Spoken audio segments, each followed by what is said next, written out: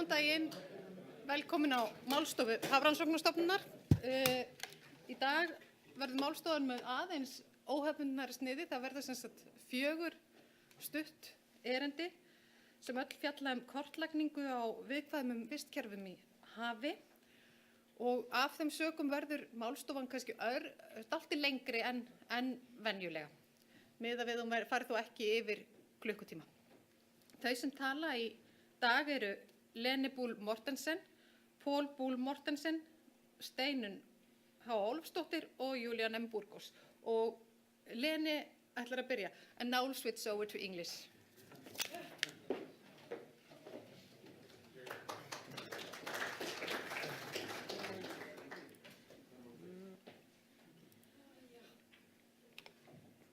Hello. I'm happy to be here, and I will start up by just giving a short introduction to this project Nova's Ark that we are here to have a workshop in as part of one of our activities. And so Nova's Ark is a project financed by the Nordic ministers, and we have been very, very lucky to have been able to work together.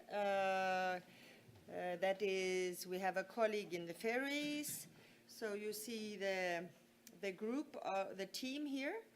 So there are representatives, Peter Steingrun from the ferries, and then we have some Icelandic colleagues that you know very well, and then it's Paul and me from Norway. And we have then worked together for 3 years. Normally, these Nordic minister-supported projects, you apply for money one year at a time.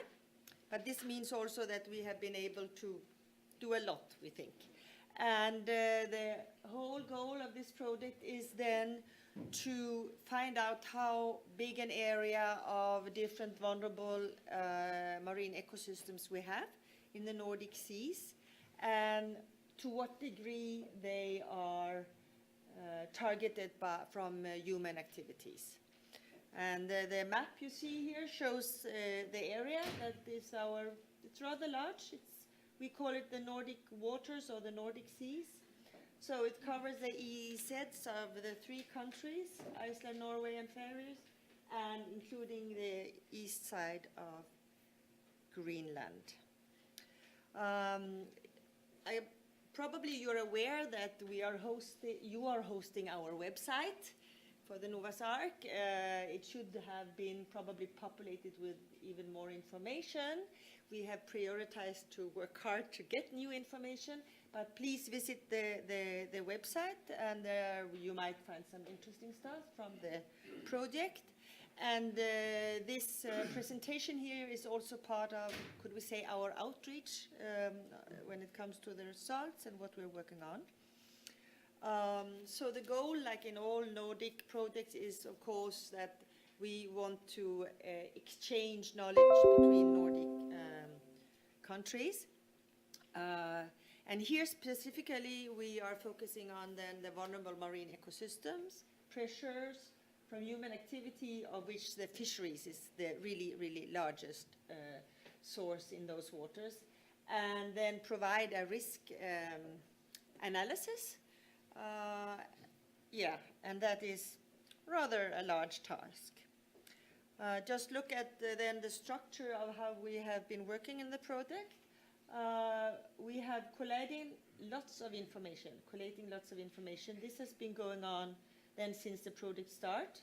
So literature and mapping of vulnerable marine ecosystems. It's taking place both in Norway and Iceland, in the Faroes. Actually, some have been initiated in the Faroes during the project. Get as much information about the environmental setting that is relevant for the distribution of those vulnerable marine ecosystems connected to the seafloor, and then also an overview of fisheries activities.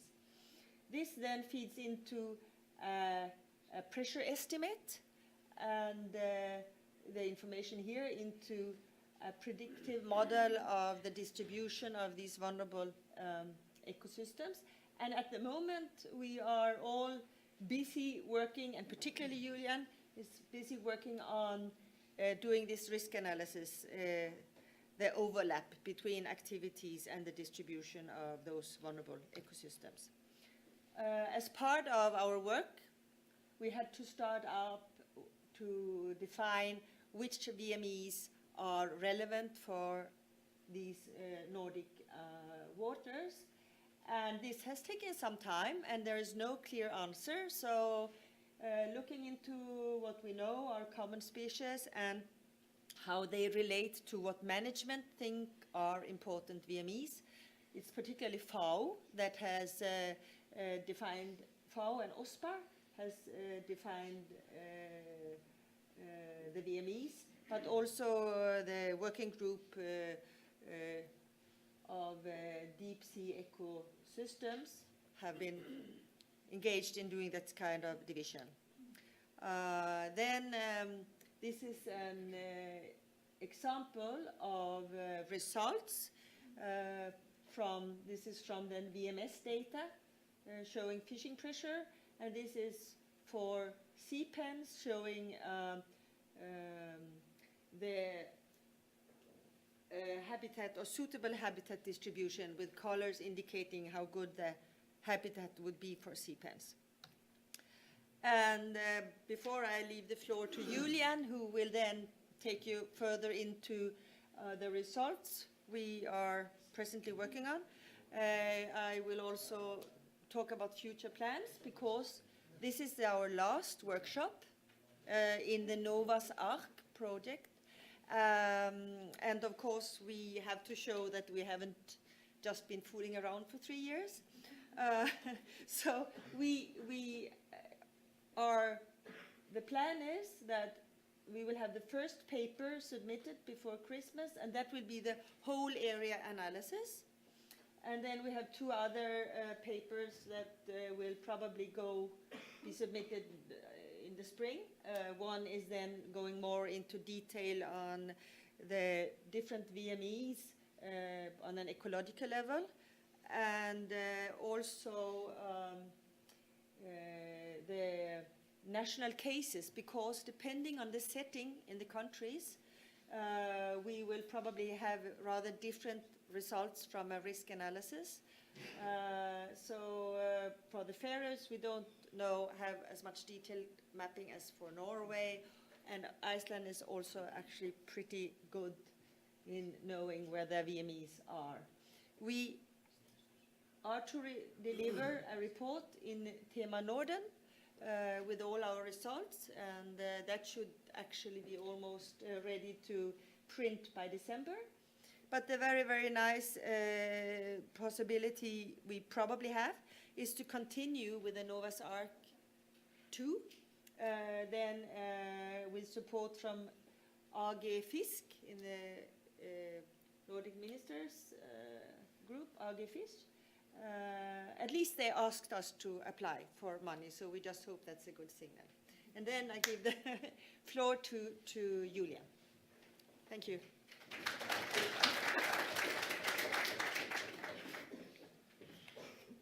All right, I will talk a little bit more about the actual work.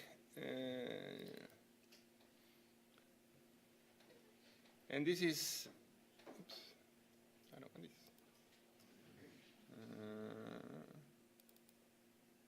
Where's the full? No, where's the?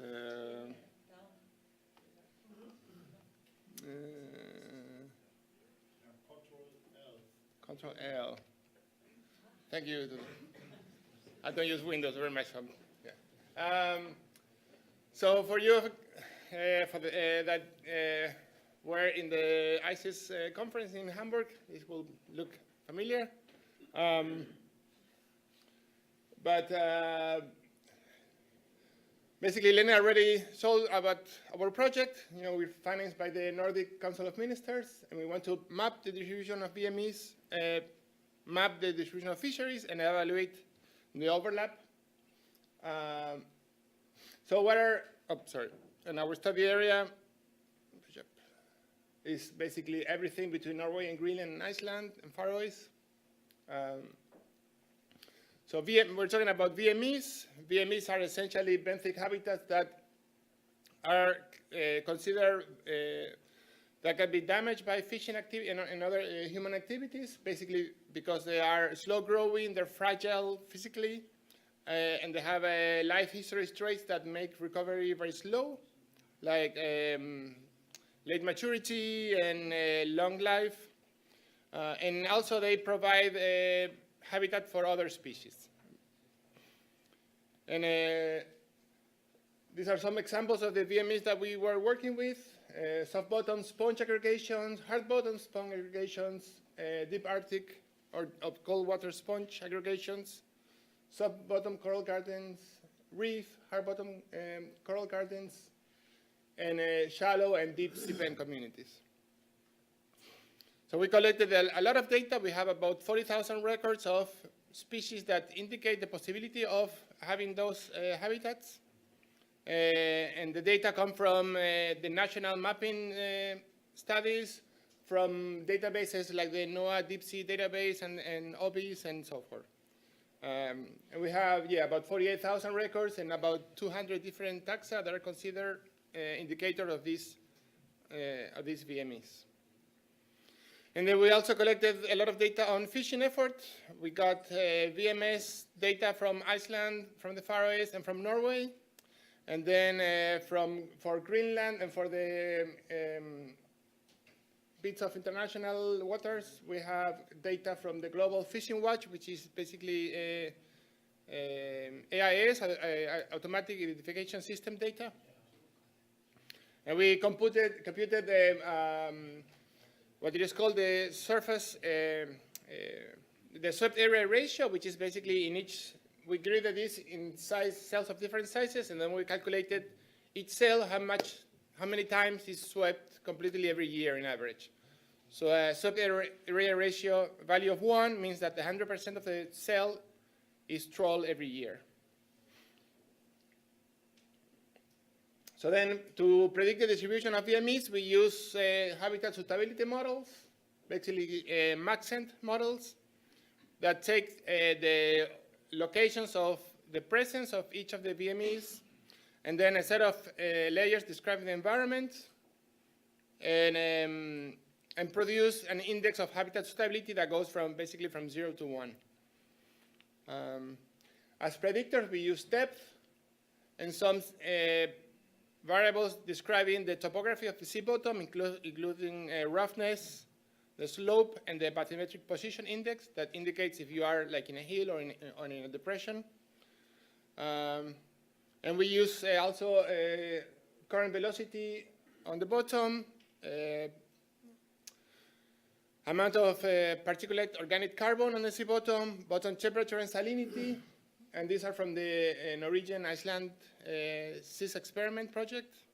And then also bottom oxygen, some nutrients, etc. So we got the idea that we got for each of these descriptors, we got basically a layer, a raster with the same resolution.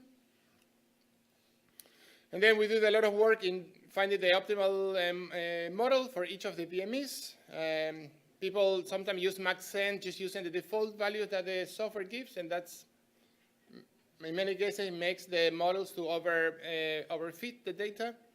So we did, our approach was to model each VME many different times with a range of settings in terms of feature classes. So basically how complex the environment presence curves could be. And then we have a series of criteria to select basically what was the best model. And if you, in the last few weeks, you were trying to use some of the computers downstairs and they were busy, that I was guilty. I was using them. Yeah.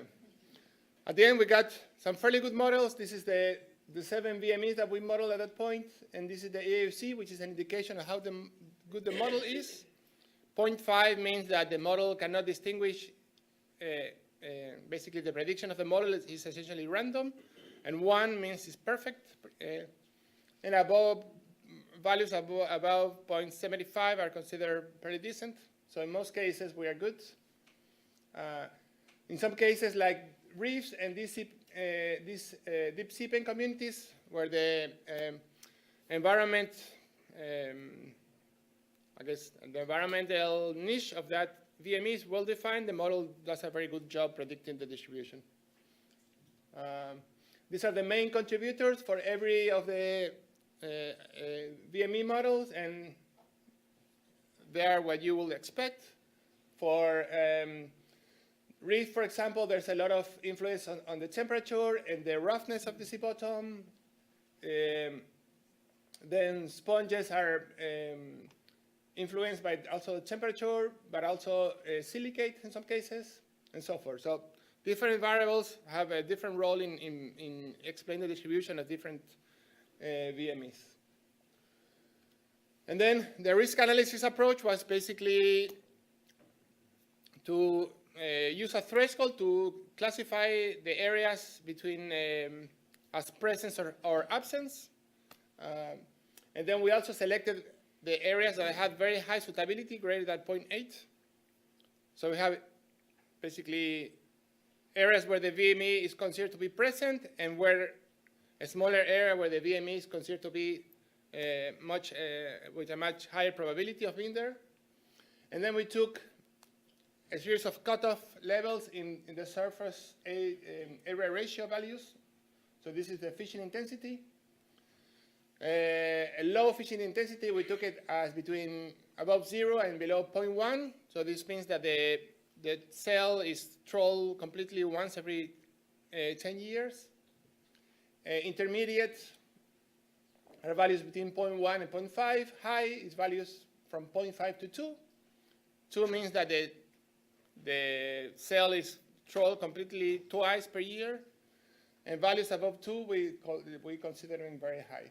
And then basically what we did is overlap both maps and calculate the proportion, the areas in each combination. And this is for the total predicted VME distribution, the different VMEs, the total area in million square kilometers, and this has the proportion of the area that is impacted by fisheries at some level. And this is the 4th level of fishing. And you can see there is different values, like deep sea pen communities are less impacted, for example, than hard bottom sponges or soft bottom sponge communities that tend to be on the shelf. And if you look at the really high suitability areas, the areas where the possibility of having the VMEs is much higher, the proportion in some cases is fairly high. Again, the sponge habitat, the overlap is fairly high. And then for other habitats like the cold water sponges and the deep sea sea pen communities is lower. So basically, this is the output of the first set of models that we run. We need to do a few things. There's different things that we need to fix, including test the sensitivity of the results. We need to evaluate the overfitting by comparing this result to the local models that we're going to do at higher resolution. And then we need to also, this was only looking at trawlers, so we need to look also the overlap with other gears like long lines and gill nets. And then at some point we want to incorporate the effects of historical fishing. Here we use only VMS data between 2013 and 2015, but some areas have been fished for a long time, and we want to account for that when we're trying to recognize the areas where the VMEs could be present. And then we want to also use like spatial planning tools to identify, okay, if we want to suggest potential areas for conservation, what would be the best one to choose. And that's it. I finished. Right.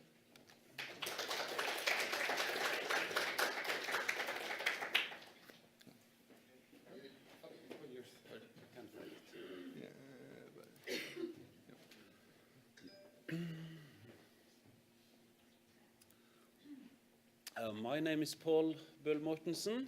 I give you some examples of the contribution from the Institute of Marine Research into this project, and also I will present some preliminary results from the Faroe partner. So we have new observational data from Mariano, especially. The Marine Aerial Database of Norway is a main contributor for new data from the seabed in Norway. And the Institute has provided oceanographical data through models used for the habitat suitability modeling. And also some spatial modeling has been undertaken by our institute. Julian has already explained what vulnerable marine ecosystems are. And here are some examples that we may find in Norway with deep sea pens and soft bottom sponge communities, also called ostur or sponge-beakle bottom, and different types of coral gardens and sea pens. And we have asked ourselves and the nature, is sponges only one thing? Obviously, it's a lot of different species, but we can look at how they group together, and we see that we are dealing with different sponge communities. So we have split into hard bottom sponge communities, hard bottom sponge gardens. We have the soft bottom sponge aggregations, as I just showed, and then we have the cold water sponge communities with Arctic species and other cold water sponges, mainly hexactinellide, glass sponges. So these respond very differently to the environment and are found in particular environments, making it possible to model their distributions. Here are examples from new data from the Norwegian Mariano program. Mariano covers Norwegian economic zone, also around Svalbard, and down to, so far down to Western Norway almost. So here you see sea pens and the different VME groups. You can also look at these through maps on the web page of Mariano. One example from the Norwegian shelf is the coral reefs made by Lophelia pertusa. Norway has the highest density of coral reefs, cold water coral reefs in the world, and so far we have around 1,500 data points into the Julian's database. But we know that in reality we are probably talking about more than 10,000 coral reefs in Norway. And here to the right you see a model of the possible distribution by a master student, Hanna Sundal, and we are now working on making this master into publication together with her. So you see that the model fits visually very well with the observed distribution, with some interesting discrepancies, for instance, down in Skagerrak. Up in the north, in the Barents Sea, entering the Arctic waters, the diversity goes down, and so does also the number of vulnerable marine ecosystems as they are defined today, with the exception of sea pens, probably, and also soft corals. We don't find reefs or coral gardens up there, so, but still it's a very important fishery area, and WWF and Greenpeace are pushing hard pressure on trying to minimize any possible damage by the fisheries, which is also interesting in relation to the certification of these fisheries, which has to relate to vulnerable marine ecosystems. So over to the Faroes with Peter Steingrun from Málstofa, Faroe Marine Research Institute. Lene and I have participated on a cruise with Magnus Einarsson in 2017, and this summer they also had a repeated survey with quite simple, cheap visual underwater video gear that you see here, with a GoPro camera and a standard definition analog video camera for navigation purposes and 2 lights. With this equipment, I managed this year to go down to 900 meters, I believe. In 2017, we managed only to go down to 500 meters. But you see here, the map to the right shows a great number of locations that were surveyed during altogether 2 weeks of ship time. And the map to the left is habitat classification from the 2017 surveys, where we have coral reefs, sponge bottom, named here as ustur, that probably many of you know. And we have the other types like bedrock in red sand, sand and gravel and sandy mud. So coral reefs and ustur are the 2 VME habitats that were mapped directly on the fly during this cruise. Here are some examples of images from this simple handheld equipment with using a GoPro inside a pressure housing. So we can also identify many species actually with this equipment. Sea pens, coral reefs, sponges, and also the fish intensity data from the Faroes comes from VMS data, logbook data that Julian is taking care of in his overall analysis. So this is an example of how the logbook data from 2015 from around the Faroes look like, with different fishing types in different colors here. And lastly, I would just show you that you can go to this presentation later on and click this link. I will just see if it works here now. If it jumps over to the internet, it should. And then you can look at examples. Let's see if we can find a reef here.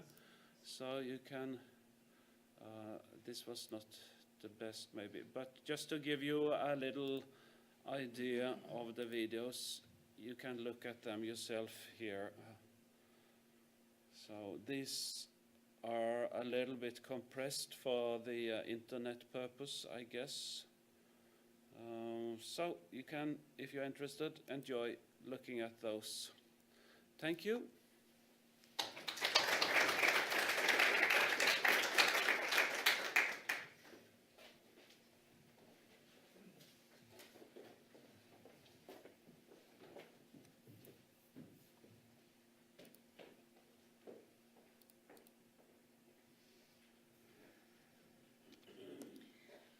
Yeah, so lastly, I'm going to give you some information on the background from Iceland into this project. So we have also been doing some mapping of vulnerable marine ecosystem here, and that feeds into this project. As you have seen before, the habitats have been defined, and this is a list that you have seen in the other 2 presentations. And we see all of these habitat types here in Iceland also, and these are examples of those that we have been seeing in our studies. So it's a very diverse seafloor that we are dealing with in the North Atlantic, deep North Atlantic. Like was mentioned earlier, data that is included in the large database that we have managed to put together comes from all sorts of information that we could get our hands on.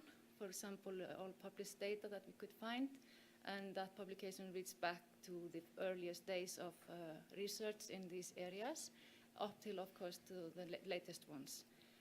Much of the data is from our institute's projects, habitat mapping projects, both in Mariano and in Norway, our mapping project here in Iceland, and the initiative in the Faroe Islands that started last year.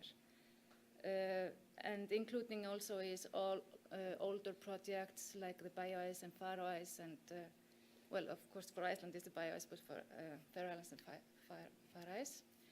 And also, we are given information from our fisheries observers that go on board the ships and report to us if there is a coral responses and so forth and so on. So I will give you a little example on the habitat mapping project, and recently started project that is where we are going on board the groundfish survey, collecting information on all benthos, including the VME species.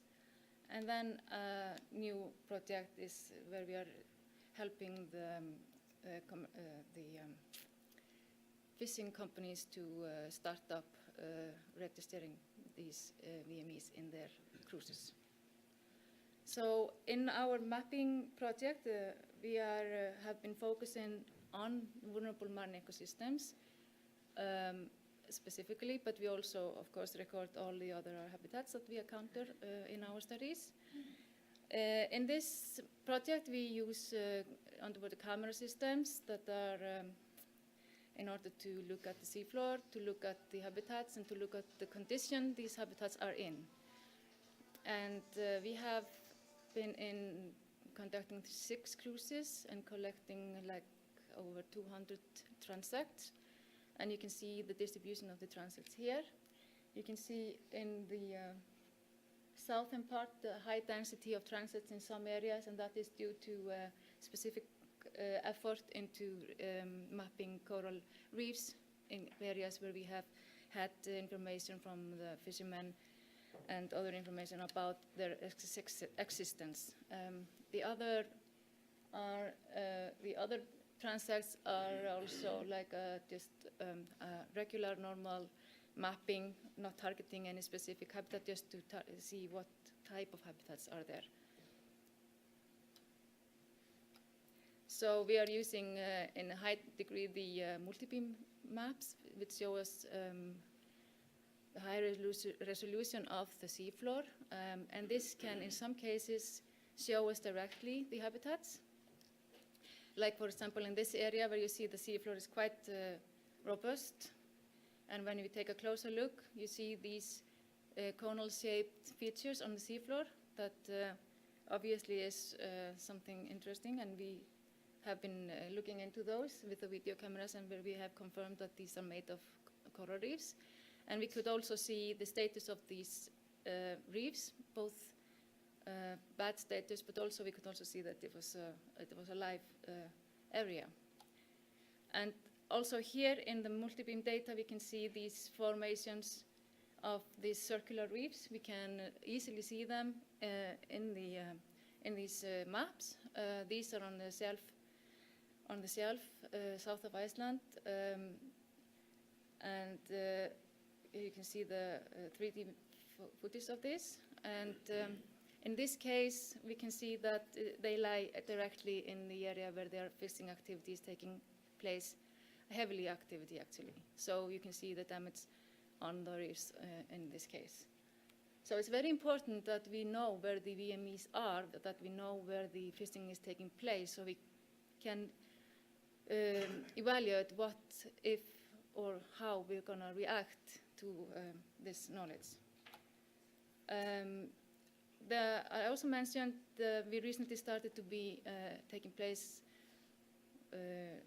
looking into benthos in the groundfish survey. The groundfish survey is an annual program where they are looking into the stock assessment of cod and Greenland halibut mainly, and of course all other fish that come along.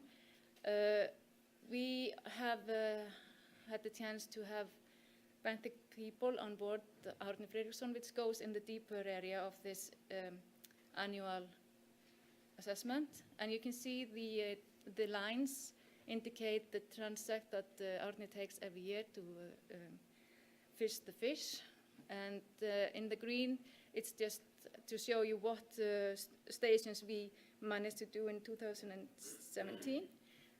We cannot manage to take all the stations because we cannot be on a whole day and the night shifts. We are only on one shift. But anyway, we take about half of the station, and we take all the benthic species that come up along with the trawl. We sort them. We identify them to the lowest level that we can on board. We take photographs, we measure, we weigh them, and record them into the database. And just to look preliminary on this, we can see how the different coral types are distributed around Iceland in these deep layers. So we can see that in the north we have the sea pens. In the south we have the coral, the hard coral that can produce reefs, and they're also here in the southwest. And then there are some coral species that are found all around Iceland, and the coral trees, they are also in here. So, but in the north, it's mainly the soft corals and the sea pens. The other corals are not found in these areas. So this is important information to add into this data set that we are collecting. But fisheries is, of course, very important, and and they have the fishing companies have realized that if they are seeking the certification towards sustainable fisheries, there are now some criteria that they need to meet, and that has made them a little bit interested in this information also. So, like for example, the principle 2 condition that they are facing now is focusing very much on providing information to show that they are not, or at least taking care of not going liberally into deep sea sponge aggregations or in coral gardens. These conditions are very open and broad. As you could see from Julian's presentation, it is very, very much depending on what type of VME we are talking, and what type of sponge VME we are talking on how they are distributed and how they are affected. Anyway, this is something that they are facing, and in order to tackle this, some of them have started to try to document when they are encountering corals and sponges. So we have been contacted to guideline a little bit how they will do that. So I took the opportunity to make identification sheets for them to use that would make a meaning for us also to connect their findings into our VME groups that we have identified. So I have made a picture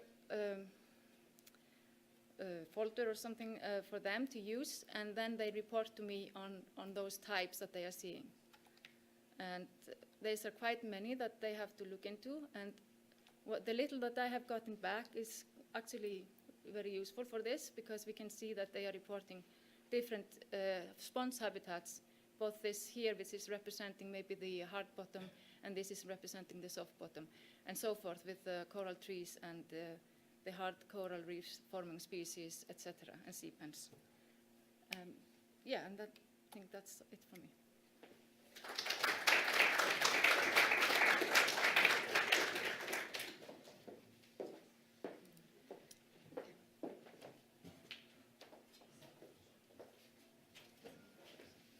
Þá höfum við tíma fyrir nokkra spurningar, ef einhverjar eru.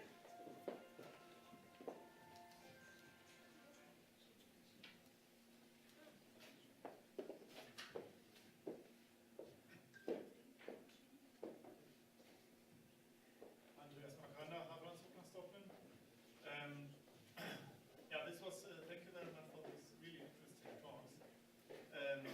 One somehow more political question. If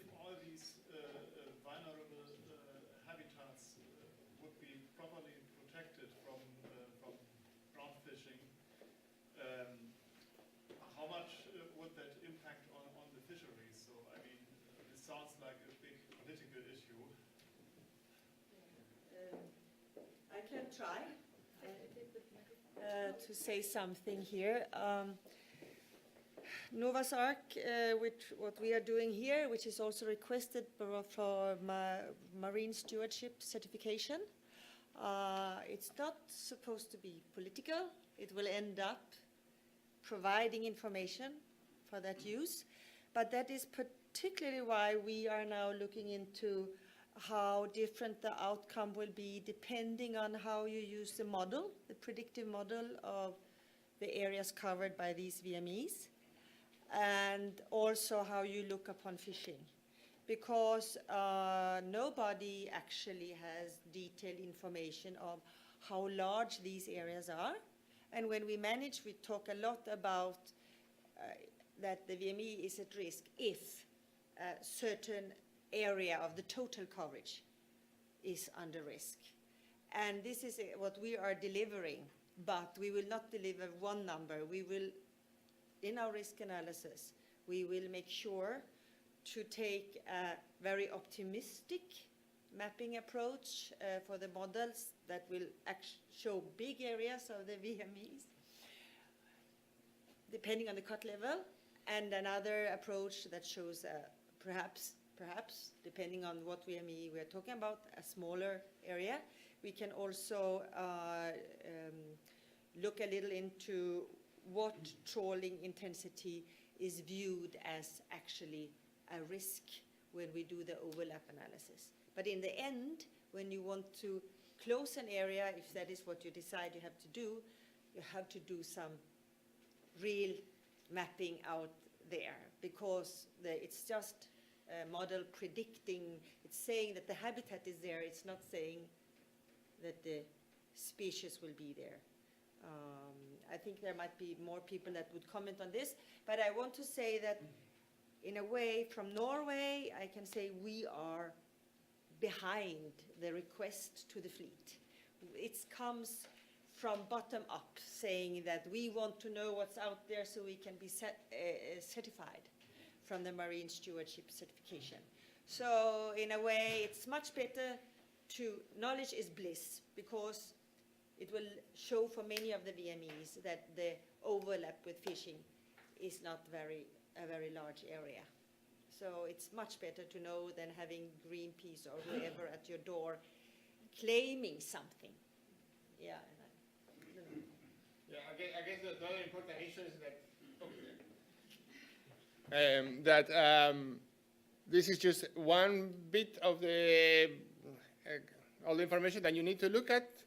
So, for example, there may be areas that the model is predicting that are highly suitable for some VME, but those areas have been trawled for 20 years, so there's likely that there won't be any VMEs there. So you need to look at sort of like historical fishing patterns, and then there's also the issue that the model is predicting not the presence of the VME itself, but it's actually showing you where the suitable habitat is, or where there's a good chance that you may have the species. So, as Lene said, we need to do verification. If there are like some areas that the models are telling that there may be a lot of VMEs there, and that they may be in potential trouble because there's a lot of fishing around. So then those are the places that we want to look and verify VME presence there. And then the other bit of the puzzle is that at some point, and I thought something that we want to do is to do a special optimization analysis in which you say, okay, fine, we have all the prediction for all the VMEs, we know where the fishing is happening, and we know from the fishing data how much catch and even also how much value is being obtained by the fishery. So how we can select areas, if we want to close some areas, how we can select those areas in such a way that we sort of maximize the VME possibility in those areas and minimize the effect to the fisheries. And that is done through some spatial optimization analysis that somebody, probably us, we will or has to do at some point. I would just like to mention from Norway when the first coral reefs were protected in 1999. That was driven from the local longliners, the investigations carried out by the Institute of Marine Research. And actually everyone was happy with these closures that came, prioritizing the largest concentrations. And everyone was knowing what they were doing when they were crushing reefs and removing them on purpose. And so 2 laws were made in Norway. One saying it's illegal to damage coral reefs on purpose. And it's very clear to see today, kind of forensic marine biology, to see that they stopped doing this in 1999. And you can see all the old gear that is lost from that time. And then the demand of having this closure from the fishing fleet is interesting. But also I would just like to mention that I haven't seen any examples of designation of marine protected areas based on models yet. But so far it has been a tool for directing the needed mapping. It could also be suggested that good models could be the background for designating temporary closures that work until the proper mapping has been done. So I think also we agree that a model is a model. It's not the true picture, but you should also remember that the bathymetric map is a model. It's a very good model. So we are all starting to come there that the habitat suitability models are becoming quite good. So I just want to say that. And Lene has something for the library, I think. I know Norway is accused of being filthy rich. We don't know how long that will last, but that is due to oil, and again, that might stop very fast. But because we are relatively rich, we have, as Pål presented, the Mariano program that has now more than 2,000 video stations of the seafloor. And I brought the latest book from 2016 on the state of the art for Mariano at that time, and I will just leave it at your institute here to take to the library. And again, what you don't know, but it's not always a bliss. Again, when environmentalists are telling you otherwise, that you really have to protect here. So this is important. And also to this comment that models are just models. Yes, but management want to know anyway, they want estimates on how big proportion of this VME, this vulnerable marine ecosystem, is at risk. And our models is likely a very good estimate of which VMEs we should look more carefully into. But of course, it's just models. But you will never get a surface covering map of anything without modeling in between your observation points. Yes.